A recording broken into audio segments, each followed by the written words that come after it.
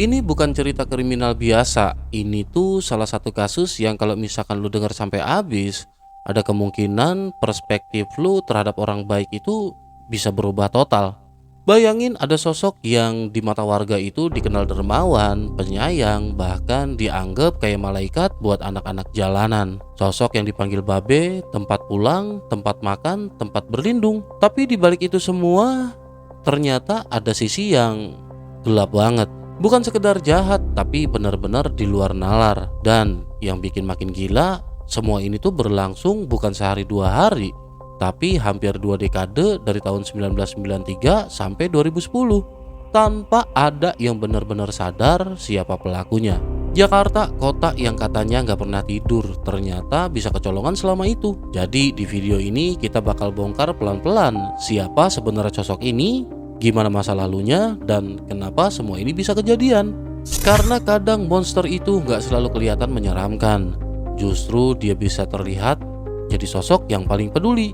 Dari pembahasan ini juga mudah-mudahan kita bisa lebih peka dan jaga orang yang kita sayangin.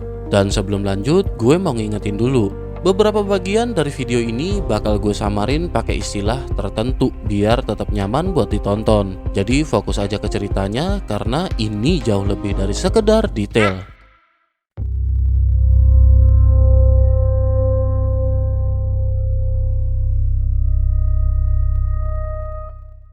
Kita mulai dari dasarnya dulu, dan kalau misalkan kita mundur jauh ke belakang, sebelum semua kengerian ini terjadi, ada satu fakta yang bikin kita tuh mikir. Karena semua ini berawal dari seorang anak kecil yang hidupnya tuh udah keras duluan. Sosok ini namanya Hasan. Dia lahir di Magelang dari keluarga petani yang serba kekurangan. Hidupnya bukan hidup yang hangat penuh dukungan dari keluarga, tapi lebih ke banyak tekanan sama tuntutan. Dari kecil Hasan ini sudah sering dimarahin, bahkan diperlakukan kasar sama orang tuanya sendiri. Ya semua itu dilakuin cuma karena Hasan dianggap bodoh dan gak bisa ngimbangin standar yang mereka mau. Di sekolah juga gak lebih baik. Hasan ini bahkan jadi bahan ejekan, dibully, sering diremehin, sampai akhirnya benar-benar ngerasa sendirian di dunia yang seharusnya buat tempat dia bertumbuh. Umurnya 12 tahun dan di saat anak lain masih mikirin main sama temen-temennya, Hasan malah udah mikirin cara kabur dari hidupnya sendiri. Akhirnya tanpa bekal, tanpa tujuan yang jelas, Hasan ini nekat ninggalin rumah dan berangkat ke Jakarta sendirian. Kedengarannya kayak keputusan spontan, tapi kalau dipikir lagi, ini bukan soal berani, tapi ini soal Hasan yang udah gak punya pilihan lain. Singkatnya, begitu sampai di Jakarta, realitas yang ada di lapangan langsung nabrak keras perspektif Hasan. Kota besar yang katanya penuh harapan itu ternyata yang gak peduli sama anak umur 12 tahun yang datang sendirian tanpa siapa-siapa. Hasan akhirnya hidup di jalanan, ngamen, tidur seadanya, makan ya kalau ada. Tapi yang bikin miris itu penderitaan Hasan tuh gak cuman sampai situ. Di masa remajanya Hasan justru jadi sasaran para preman jalanan yang lebih tua dan lebih kuat. Bukan cuma dipalak atau dipukul, tapi Hasan dipaksa nurutin hal-hal yang gak seharusnya dialamin anak seumuran dia. Gak cuma kekerasan, Hasan ini juga ngalamin pelecehan di lingkungannya. Selama bertahun-tahun dia juga hidup dalam rasa takut, gak berani nolak, gak punya tempat buat lari. Dan tanpa dia sadarin, semua kejadian itu pelan-pelan akhirnya ngerusak cara dia ngelihat dunia, ngerusak batas antara benar dan salah, bahkan ngebentuk sesuatu di dalam dirinya yang nantinya bakal jadi bom waktu. Ini bagian yang gak nyaman buat dibayangin, tapi penting. Karena di titik ini kita mulai ngeliat kalau misalkan luka yang gak pernah sembuh itu kadang gak hilang. Dia cuma nunggu waktu buat jadi sesuatu yang lebih gelap. Selanjutnya, di tengah hidup yang udah berantakan itu, sempat ada fase di mana semuanya kelihatan membaik. Hasan ketemu seseorang yang akhirnya ngelihat dia sebagai manusia, bukan sekedar anak jalanan. Dia diajak ke Kuningan, dikasih tempat tinggal, kerja ngurus ternak, dan untuk pertama kalinya hidupnya punya arah. Pelan-pelan Hasan berubah jadi pribadi yang rajin, lebih tenang, bahkan diterima kayak keluarga sendiri. Sampai akhirnya Hasan ini menikah. Kedengarannya ini tuh kayak awal baru yang layak ya kan. Tapi justru di fase ini dia juga mulai sadar ada sesuatu di dalam dirinya yang beda. Sesuatu yang gak dia pahamin sepenuhnya. Hasil dari semua luka yang dia bawa sejak kecil. Istrinya sempat jadi satu-satunya orang yang ngerti kondisi Hasan dan nerima kondisi Hasan tanpa menghakimi. Tapi ironisnya, ketika hidupnya lagi di titik paling stabil, orang itu malah pergi.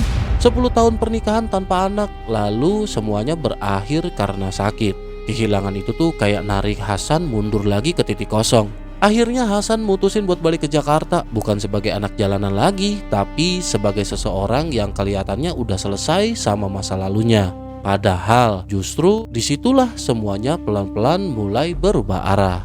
Di Jakarta, Hasan sekarang udah punya tempat tinggal, kerjaan, dan mulai dikenal sama warga sekitar. Disinilah akhirnya Hasan dapat panggilan baru, yaitu Babe.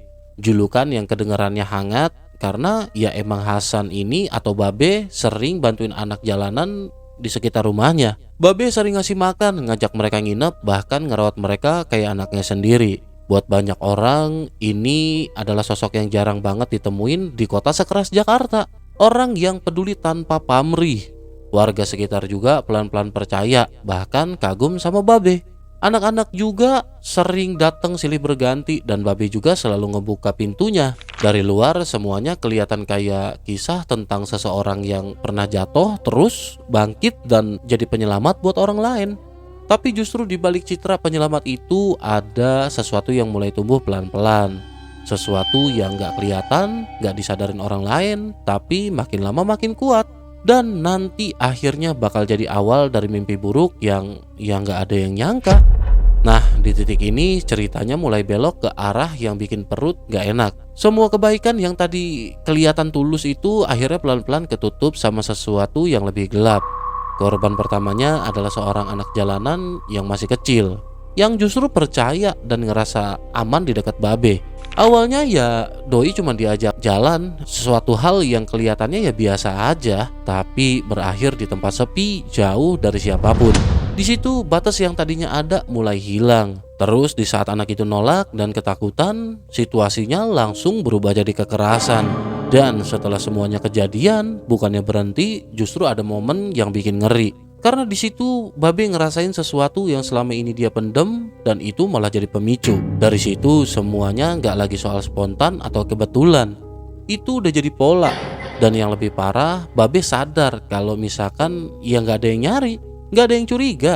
Dari satu kejadian itu pada akhirnya lahirlah sesuatu yang ya jauh lebih berbahaya. Setelah kejadian pertama itu, di fase selanjutnya semuanya berubah jadi pola konsisten. Dan makin lama ya makin dingin. Korban datang silih berganti, mayoritas anak-anak jalanan yang gak punya identitas jelas, yang gak ada yang nyariin, dan sering keluar masuk rumah Babe. Modusnya juga mulai terbentuk. Korban dideketin, diajak pergi ke tempat sepi, terus semuanya berakhir tanpa ada yang tahu. Dari kuburan, pabrik kosong, sampai sudut-sudut kota yang gak pernah dilirik sama orang, semuanya jadi lokasi kejahatan. Bahkan di satu titik Babe nggak perlu lagi jauh-jauh karena ya udah cukup aman buat ngelakuin hal itu di rumahnya sendiri. Dan yang bikin makin serem lagi, ini berlangsung bertahun-tahun. Dari 90-an sampai masuk 2000-an, korban terus ada tapi selalu hilang tanpa jejak yang benar-benar mengarah ke Babe. Polisi sempat nemuin beberapa kasus kejahatan, kasus pembunuhan, tapi mentok karena minim identitas, minim laporan, dan ya nggak ada benang merah yang kuat.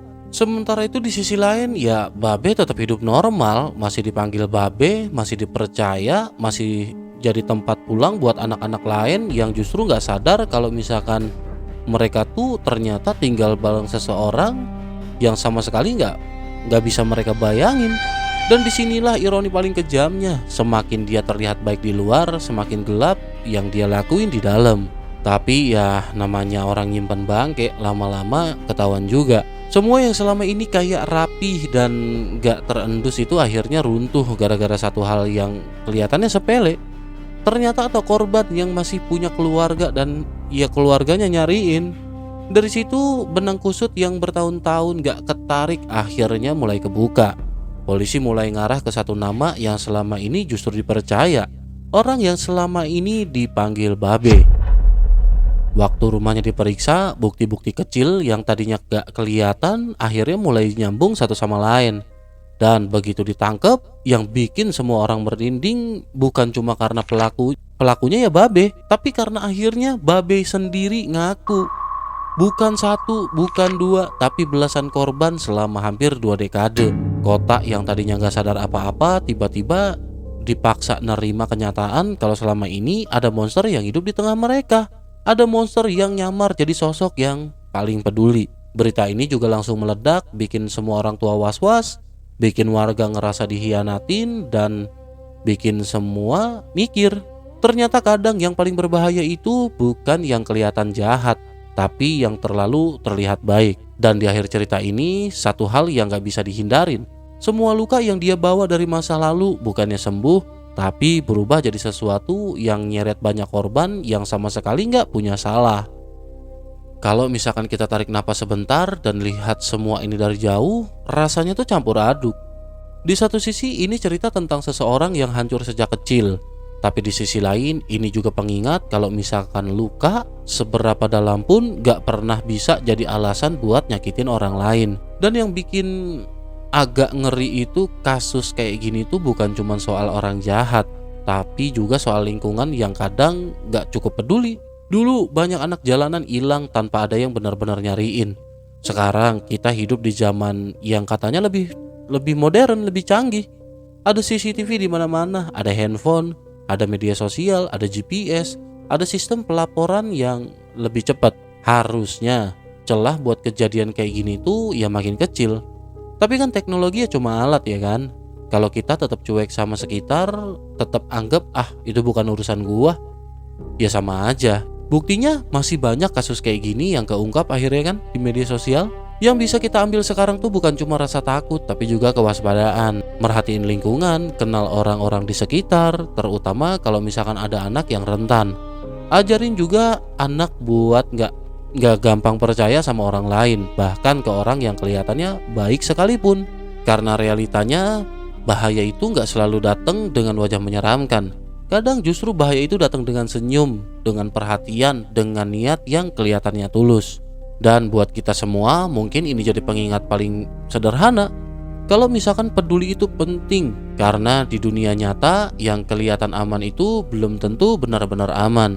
Gimana pendapat kalian? Tulis di kolom komentar, yuk kita diskusi bareng-bareng.